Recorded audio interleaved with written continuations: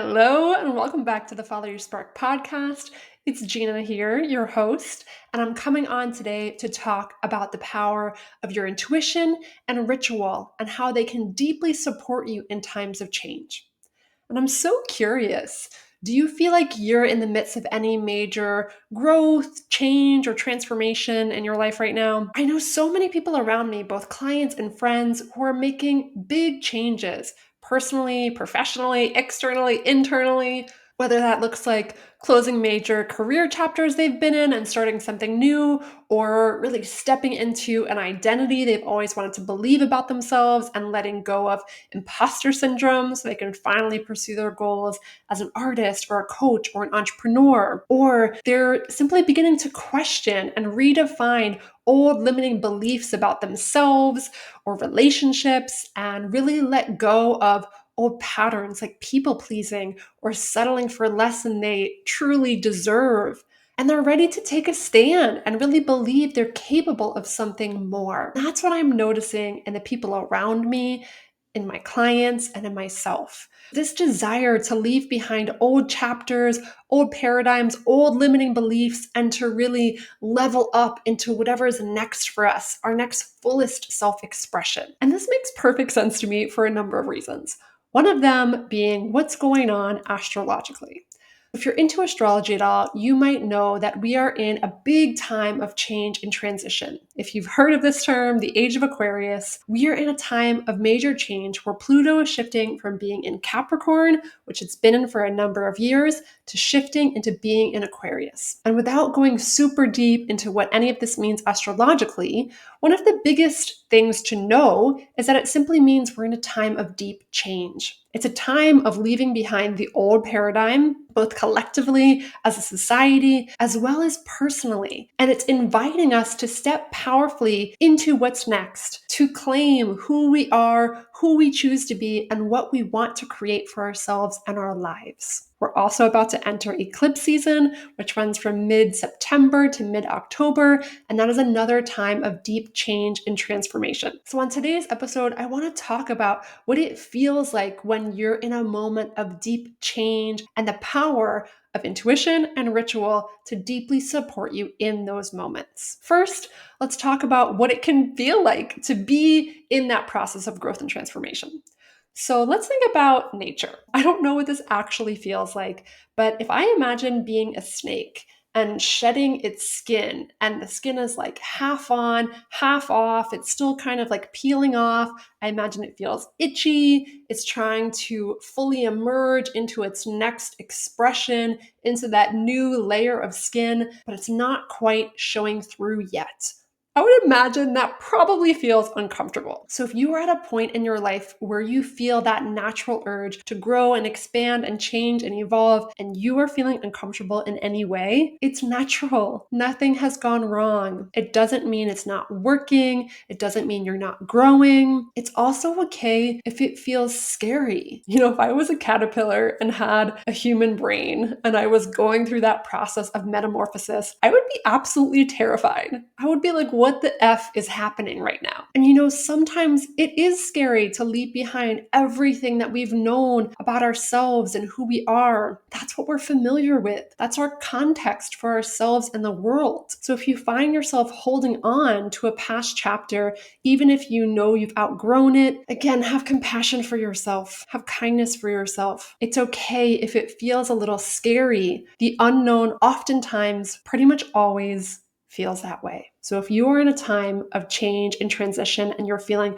uncomfortable, itchy, afraid, like you've shed half of your skin, but you're still dragging the other half around, or maybe you feel like you've grown one wing of your butterfly wings, but the other one is still like stuck in the goo somewhere, have some compassion and love for yourself, my friend. Growth can be messy. It can be odd. It can feel like you're going one step forward, two steps back. And I want you to remember that just like in nature, your growth is inevitable. We are always growing and evolving every single day. And of course, there are things that we can do to support ourselves in that process so that it doesn't have to feel as difficult, scary, uncomfortable, terrifying, fear, anxiety producing as it could otherwise. And like everything else, I love to approach personal growth and development from both a logical perspective as well as an intuitive, energetic perspective. If you want the logical approach, go back and listen to episode 64. I did another solo podcast all about how to stop procrastinating and start pursuing your dreams. In that episode, I go into 7 practices that can really support and guide you through this process.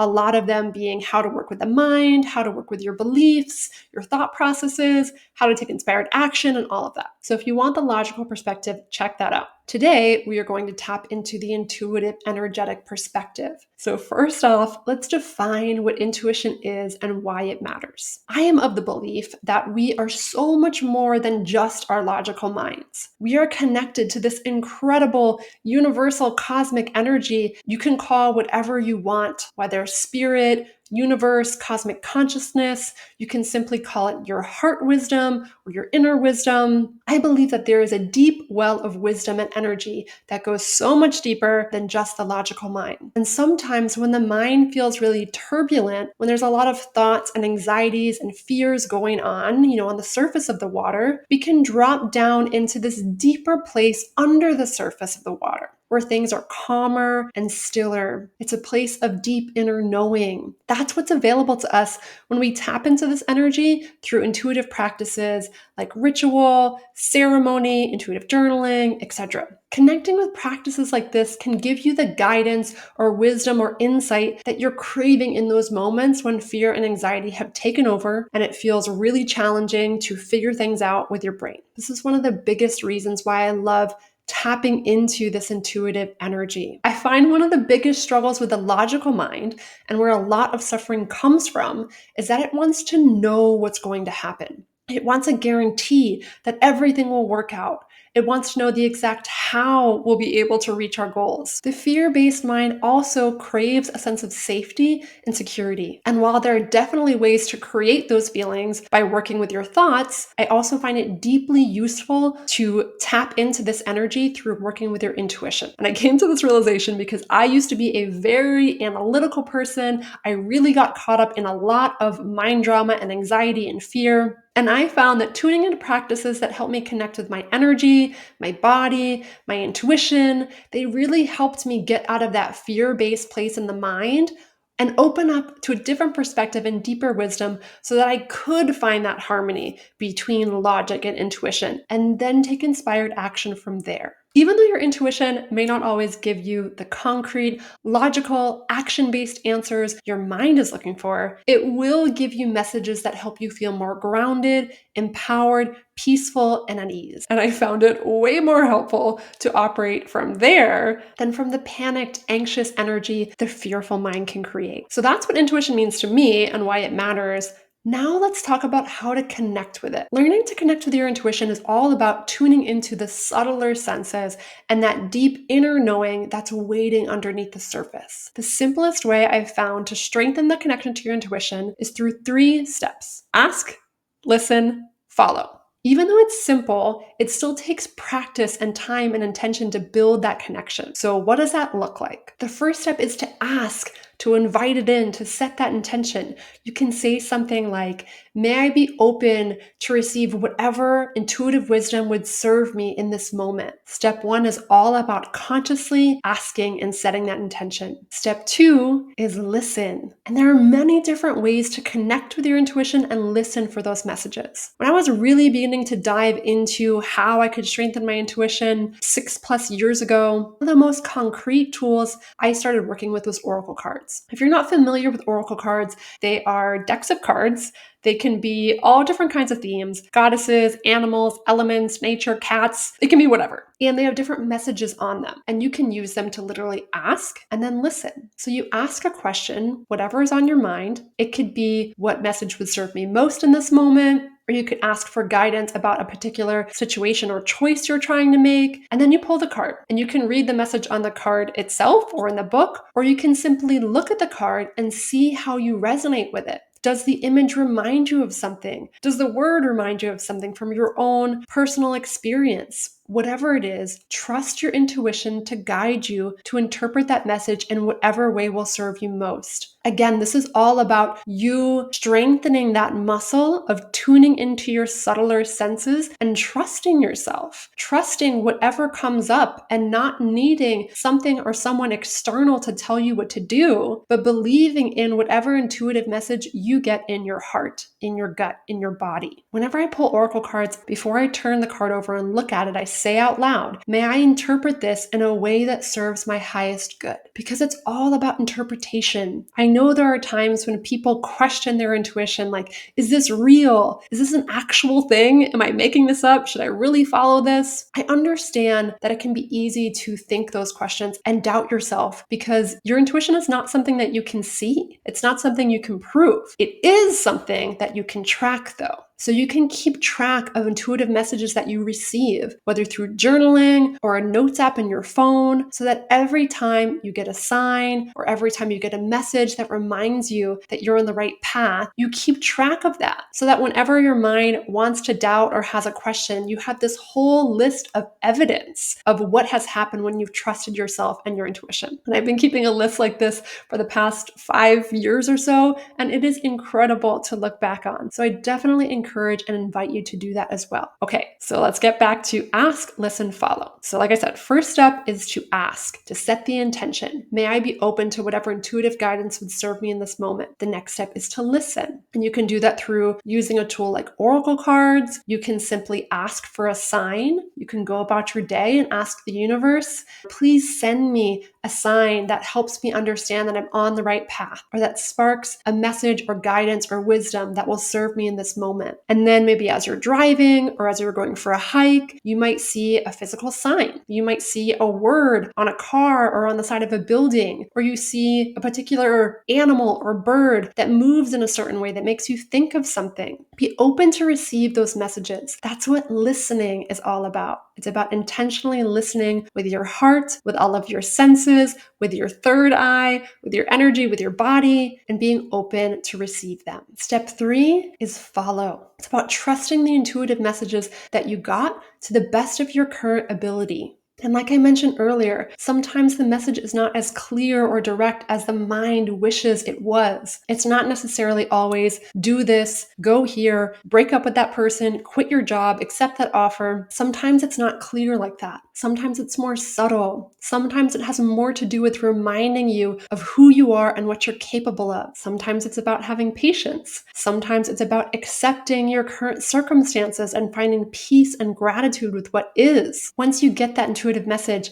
it's again about coming back to how can I interpret this for my highest good? How can I accept this message, whether it feels crystal clear or not, and have the patience and trust in myself to go with the flow and see where I'm guided to what's next. Okay, so if you're asking, what does it really actually look like to follow the intuitive messages you get? Let me give you an example from my personal life. For those of you who don't know this about me, I got an intuitive download a few years ago to go on a year-long solo road trip that I ended up taking from July 2021 till July 2022. And I traveled all around the United States. And when I first got this idea, I was really excited. Then the mind had lots of questions and fears and doubts that came up. What are my parents going to think? What's my family going to think? How am I going to do this? How will it all work out? Etc., etc.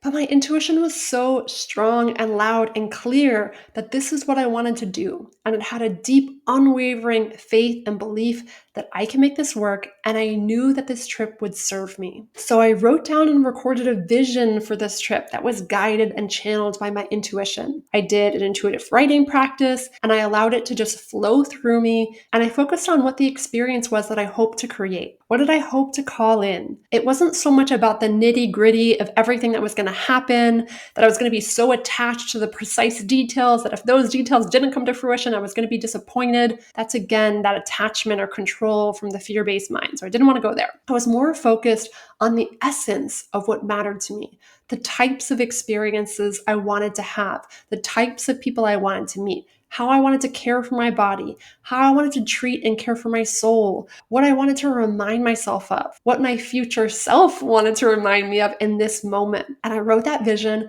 and I recorded it on my phone. It was like 15 minutes. And I listened to it every single day, morning and night. I played it in my car. I surrounded myself with this message and this guidance from my intuition, and it made it so real that even in the moments when I was in my car, like 3 months in, crying, thinking, what the heck am I doing? Where is this going? What's going to happen? There were times that I felt really uncertain and not on solid ground. And that's exactly when I came back to this message and I was able to find comfort and solace from the words of my intuition and my higher self. Because the truth is, we never know. We never know what's going to happen in our lives. We never know what's going to happen if we take that risk, if we take that chance, if we quit our job, if you try to build a business, if you leave your relationship, if you don't. So instead of focusing on that, instead of trying to control every outcome of your life, instead of trying to predict every detail, I find it much more useful to cultivate a sense of trust, to cultivate a sense of resiliency, of joy, of gratitude in this current moment. Because if you can enjoy this current moment and this current moment and this current moment, even the challenging moments, if you can accept them and find joy and peace in those moments, strung together, all those moments lead to a beautiful life. And this reminds me of something else that I experienced recently. So if you're ever feeling like, man, it's really hard to connect with my intuition, especially in the most challenging, difficult moments to find beauty or joy or gratitude, that feels really hard. This is why I want to share this story. So at the beginning of the month in August, I got hit with 2 different physical ailments at the same time. I got a UTI and I got 2 styes in the same eye in the same week. I'm not gonna lie, it sucked. I was in a lot of pain and I had a lot of fear and feelings that came up about it because I didn't know what was going on or why it was happening. I didn't know what message I was supposed to get from this or how it pertained to anything I was experiencing in my life at the moment. And I really was struggling to hear whatever intuitive guidance my inner wisdom had for me in that moment. I felt really unclear. And I kept getting this oracle card that if you are looking at this on YouTube, I'll show you a picture of it. It looks like this. It's called the Spirit of the River. And I'm going to read a portion of it because I'm getting the intuitive feeling that this message could serve you too. And what it says is, stop working on the problem for a while. The issue is not what it seems. It is your addiction to fixing what has gone bad that is consuming so much of your time. Work to create a greater good, and the bad will resolve itself on its own. There is nothing that you can accomplish with more efforting, as the situations in your life right now are subject to forces beyond your control. Step back and trust the flow. There is no loss of face or lack of honor or integrity. It is simply the way things are in this moment. So like I said, I pulled this card like 5 times in the span of 2 weeks maybe, and I was struggling to interpret this message. There were certain circumstances in my life at that moment that I was struggling to feel like I had clear direction on. I wasn't getting this message to go here, do this, do that. And I felt really frustrated about not having the clarity that I wanted. So finally, after 2 weeks of struggling with these physical ailments, I went to a river in Baltimore and I asked / begged the river to share a message with me that would support me in this moment.